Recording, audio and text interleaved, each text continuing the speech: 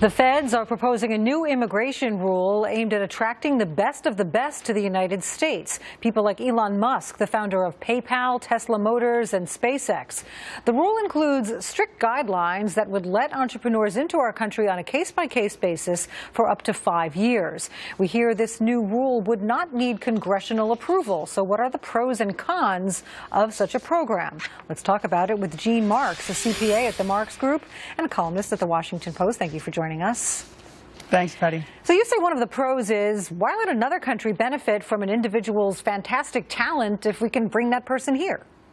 Yeah, that pretty much hits it on the head, right? I mean, PayPal is a great example of a company that has grown to be such a great value, and it was founded by immigrants. I mean, when you look at the data, 50% of companies that are more than $1 billion in value, tech companies, have been founded by immigrants, Patty. And so, attracting immigrants, keeping them here, particularly when they're educated in this country, it's a really, really big thing. I mean, when you look at startups, Kaufman did a big study a few years ago that said between 1977 and 2005, existing companies lost 1 million jobs. Startups created 3 million jobs. So the government's trying to get startups more here. They want immigrants to be here in America. They want to give them enticement to stay in this country. So it's a big pro, and I like that. Yeah, so job creation, another big pro. But critics disapprove of this idea of putting a value on someone's potential benefit. I mean, so many people are turned away, but a select few get the welcome mat based on whatever criteria. Some people feel that's unfair.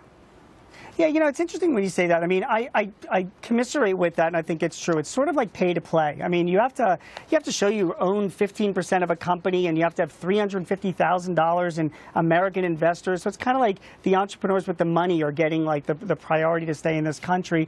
Some people even argue that they don't even contribute that much to overall GDP. But I got to tell you, Petty, I don't even think that's the biggest con.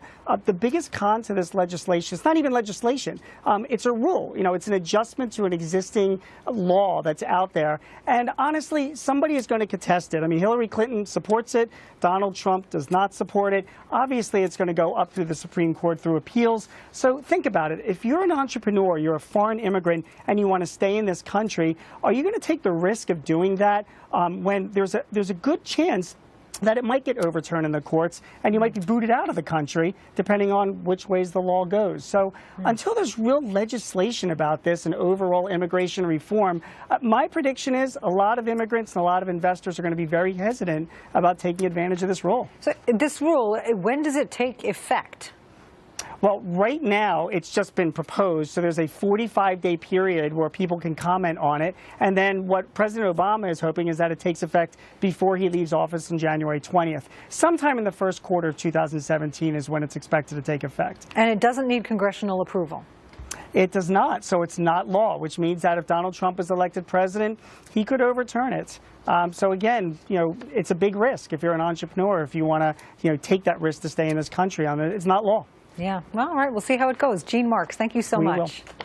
Thanks, Patty Ann. Take care. Eric? Well, meanwhile, Patty Ann, there's a troubling new report dealing with North Korea.